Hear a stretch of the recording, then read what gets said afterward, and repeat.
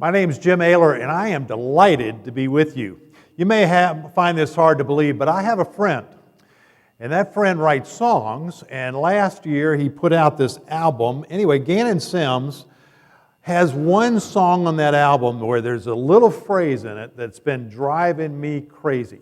Now, the problem with taking a preacher and calling them out of retirement is that they haven't spoken for a while, and so you're going to have to wrestle with this thing like I have. But there's a phrase in his song that says, "The glory of God is me fully alive. The glory of God is you jumping inside." Did you hear that? The glory of God is me fully alive. The glory of God is you jumping inside. Now, I've been wrestling with that, chewing on it, trying to figure out, one, is it true? And after looking at the scripture, I think it's true. And then the second thing is, well, how can I be fully alive so that I shine with the glory of God? Now, you know what the glory of God is. You've seen that. I mean, the scripture says that the handiwork of God, nature, is the glory of God. Especially as we celebrate the 50th landing on the 50 years of landing on the moon. We've been thinking about the moon lately and thinking about the heavens. And when you look at the heavens and when you study that, it's just amazing. And it's the glory of God is seen in that. In fact, any kind of nature is just beautiful to watch. I also can see the glory of God in little kids. When a little kid is just, especially my grandkids, but, if you see a little kid that's just living in the moment, that is when you really see the glory of God. Yesterday I was at a picnic in July in the middle of the day. But anyway, all of us adults were kind of sitting as still as we could, trying to stay in the shade. We didn't want to move because that might produce some more heat. But the kids there were just all over the place. They were down by the river and they were chasing the geese and the 10-year-old, he was climbing a tree, and then I had to come over because he wanted me to take pictures of him in the tree, in this pose, in that pose, in the tree, and with this face and with that face. But he was so in the moment, you just see the glory of God in that. You just really do. But what about people seeing the glory of God in you? Or seeing the glory of God in me? I mean, that's a real kind of different kind of thing. And yet, I can hear it. The glory of God is me fully alive. Jesus made it clear that He came to give us life and to give it more abundantly. So the big question for me that I've been wrestling with was, well, how do you shine with the glory of God? How do you do that? Well, his song continues, and one of the last phrases is, "The glory of God is renewing all things." And that reminded me of 2 Corinthians chapter 4 that Norm just read to you a minute ago. But because it says there, our inner self is being renewed day by day. The glory of God is renewing us. It really is. So anyway, I kind of took that passage and I kind of went toward it and I said, so God, how am I going to shine with your glory? How can I do that? And I saw some things there, like verse 14. It tells us that God raised Jesus from the dead, and just as He raised Jesus, He's going to raise us, and then He's going to present us to Jesus as a gift. So if we know the end, that's the end product. God is working in us. He is making us into this great gift. He's going to raise us from the dead. He's going to present us, and with that being the end, then we should be able to live through whatever this life throws at us with some semblance of joy. He's going to raise you and He's going to present you. In verse 15, I think He's saying to this and us, believe this. Believe that everything is for your benefit. Now, I know you probably thought that was just Romans 8:28. All things work together. But here in 2 Corinthians, it says the same thing. Everything is for your benefit. And if you just know that, get a hold of that, I think that helps the glory of God shine within us. Also, it says that the grace of God is at work within us. So God's grace is working on us more and more every day. And then the other thing in verse 15 is it says, be thankful. I think being thankful really helps us. It helps us achieve that joy and that peace and that love that God talks about. But being thankful is so important. I think it produces in us an amazing thing. Now, let me just warn you, we're kind of going to the election time, and I've lived long enough to know that every 4 years, people got to tell you just how bad everything is, And so we're going to hear just how bad everything is, for the next, 18 months. We're going to hear that. So it's going to really be hard for us to kind of adjust that and keep our thanksgiving and be thankful. One of the things I started 6 years ago, and it has helped me out so much. I never do anything for 6 years, but every morning for the last 6 years, I have gotten up and I've written a Thanksgiving journal, and I just review the day before. I don't put anything bad that happened the day before. I just write all the good stuff that happened the day before. It's my Thanksgiving journal. In fact, if anybody ever gets hold of this journal, they're going to think I had the most incredible, joyful life ever, because nothing bad goes in that journal, just the good stuff. But I have found it is a great way to start the day, just to be thankful for all the little things God did the day before. So find a reason that will drive you to live enthusiastically. And never give up. In fact, verse 16 says, we never give up. And it tells us why we never give up. Because we are being renewed daily. You see, our inner self, and I'm really interested in this. I can feel my body starting to kind of revolt on me here. But man, my inner self is being renewed every day. It's a progressive thing. Every day, it's renewing us more and more and more. I mean, the verse is pretty clear. It's not all roses, it's not. But it says those little troubles we have in life, they're little. They're insignificant. They're momentary. They're not going to last. A couple of weeks ago, I went to a conference on the persecuted church. I really wanted to find out about that. And of course, in a weekend conference, I'm not going to find out all the persecution that's going on in the world. But man, they kind of focused on what's going on with the Christians in North Korea and parts of Africa. And I got to tell you, we are so blessed, it's incredible. I'm part of this men's group on Monday night, and there's 16 of us that sit around and we solve all the problems of the world. You may be wondering why the world's getting so much better. It's because we're taking care of all of that. But I remember saying, I went to that meeting, I said, oh my gosh, I heard all this stuff that Christians and believers are going through in the world, and this persecuted church, and they went, yeah, well, there's persecution in America too. And I kind of went, well, the persecution in America is very polite. It's there, but it's polite compared to what these four folks are going through. But even that, Paul says, but those things, and don't think Paul wasn't persecuted. He was there. And he says, but those things are little. Those things are insignificant to the glory that God is building into us. In fact, he says that glory is incomparable. It's eternal. It means that'll last. And it's not little. It's huge. So the next verse tells us to focus on the seen and not focus on the unseen and not the seen. I can focus on the arthritis in my hand. I could really do that. I could spend all day doing that. But God says, don't do that. Focus on the unseen. And for me, the unseen in this is that treasure that God has put in us. I love the way Paul kind of says, well, we're earthen jars. We're this earthen container. But what's really important is the treasure that's in the earthen container. In fact, as you kind of read between the lines as he's talking about that, you're saying, yeah, we're these pots. In fact, we might be cracked pots, And he kind of even says the cracks is where people kind of see the treasure in us is in all of those cracks.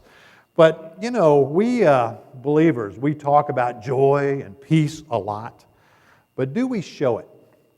And I think that's the message here today, is that how can we show that peace and that joy and that love that God has put in this earthen vessel? I love sunrise services, Easter sunrise services. I just love them. And I'll tell you where I kind of picked up my love. It's probably 10 years ago. I went off to Portugal, and we were working with a church there, and Easter Sunday was coming along, and they said, look, we want to do a sunrise service. And so, oh, good. I love sunrise service. Let's do one. So anyway, we had like 16 of us climb this mountain that overlooked Porto, Portugal. And we had a guy with a guitar, and we got up there, and we were singing, kind of waiting for the sun to rise, and we were singing these real kind of subtle kumbaya kind of songs, you know. And it was very nice and all of that, but Porto, Portugal, we're way up above this city, and we can see this city, and this city is mainly Catholic, and but you know, the sun kind of hit us first, and then you could kind of see the light going down, but as soon as the sun rose on the city, all of a sudden they started shooting fireworks, honking horns, dancing in the street. I mean, Jesus had risen from the dead, for crying out loud. And I'm sitting up there going, why are we up here singing kumbaya songs when they are just exploding? You know, Jesus rose from the dead. So anyway, I came back at my poor church, you know. Oh, golly, we started doing sunrise services. And we had fireworks one year, you know. And in fact, I remember sending these flyers out to everybody within, 2 miles saying, at 5 o'clock in the morning, there's going to be loud booms. Don't be afraid, blah, blah, blah, blah, blah. And then after that, and in fact, you can join us if you'd like. And then I remember at the bottom we said, if Jesus rose from the grave, surely you can get out of bed, that kind of thing. And but anyway, we did that. We had hot air balloons. We had all these people dancing and flags and flyers and tombs opening up and all kinds of things. Well, I'm not a pastor anymore, so I can't do any of that. So this past year, I found there was a sunrise service up on the parkway. I live in Waynesboro, so that's just up. And beautiful overlook, that kind of overlooked the valley. And it kind of reminded me of that Portugal time. And there were 2 churches. This is an interesting story. For years, these 2 churches met at each end of the, this is so crazy, at each end of the overlook. The Presbyterian church was down here, and the Independent Baptist church was down here. And finally, the 2 preachers got together and figured out how they could do that together. And what was funny is this past year, the pastors changed to both of those churches. And so here are these 2 new pastors. Here's this independent pastor that has trouble with women in ministry, and here's the new Presbyterian pastor is a woman. And so, you can kind of watch them trying to put this together, and I know both of them. I've kind of introduced and taken both of them to lunch before this, and both of them great people. But it was just kind of fun watching that dynamic as they did this service together. And but I got to tell you, it was pretty benign. Don't ever go to Waynesboro and say I said that. It was, Some people might think it was beautiful, and it was beautiful. The sun was good, It did. God did His part, but I'm sitting there as we're singing the Kumbaya songs, and I'm thinking, I'm dancing on the inside. I'm dancing on the inside. And afterwards, I could tell those 2 were trying to communicate, so I kind of jumped in there, tried to be the mediator and help a little bit with that. But I told them, I said, look, that was a great service. I was just dancing on the inside. Well, we've got this treasure, and we've got the glory of God in us. And people need to see that. They really just need to see that. In fact, love does. But if there's no glow when love is doing, then it kind of loses its oomph. Trying to see how she's going to interpret oomph. Yeah. But there's your soundbite. Wouldn't that be a great soundbite? Love does, but without the glow, it loses its oomph. Put that on a bumper sticker, and have the people behind you kind of scratch their head.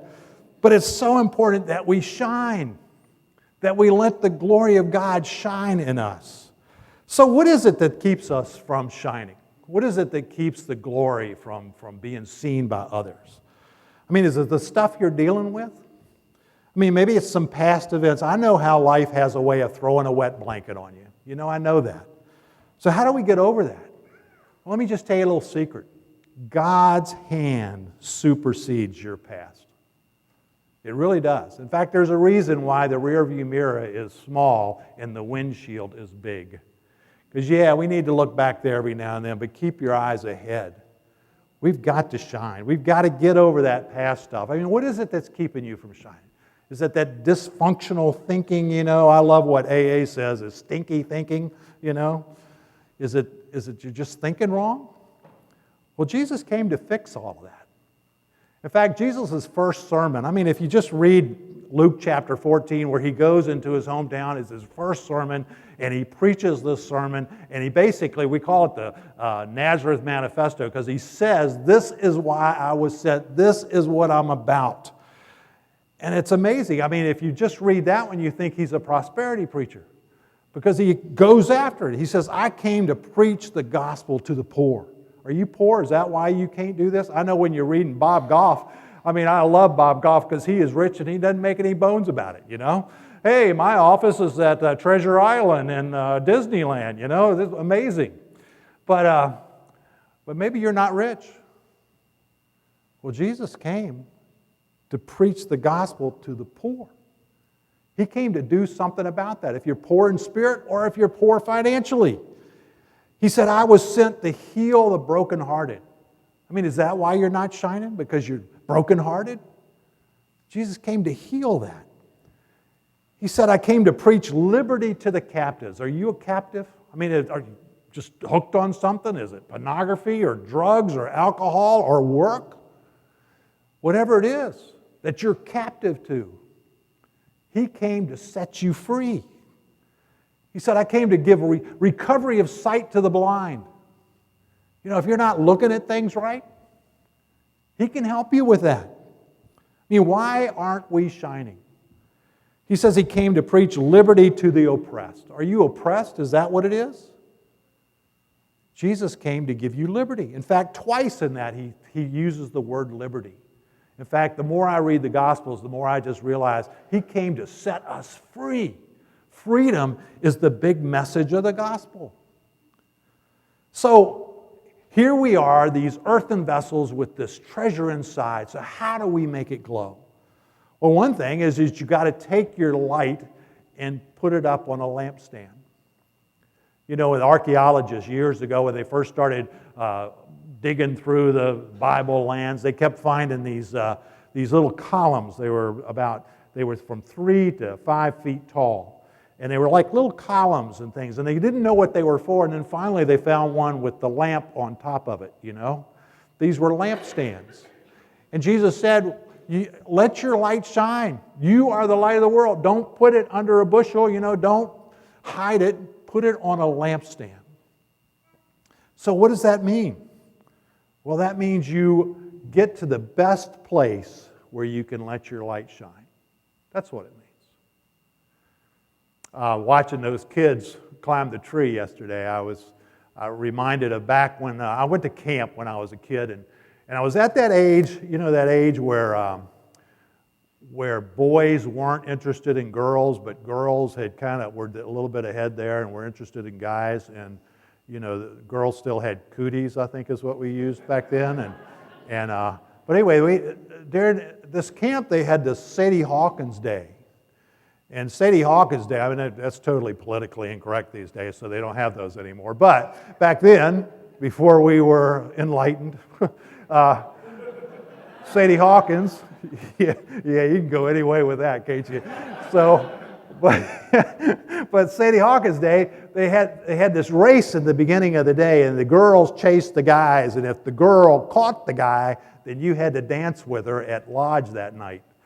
And I couldn't think of anything worse in my life that I'd have to. And Beth came after me in the race. And we ran. It was a big field, and it was cut around trees all around. And we were running. I was running, and she just kept gaining on me. So I said, I bet she can't climb. So I went over this pine tree, and I started climbing up this pine tree. And here comes Beth right behind me.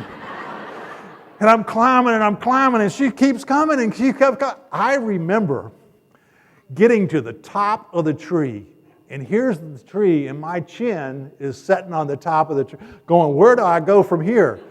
And I found out the top of the tree broke, and right on by, I landed on the ground.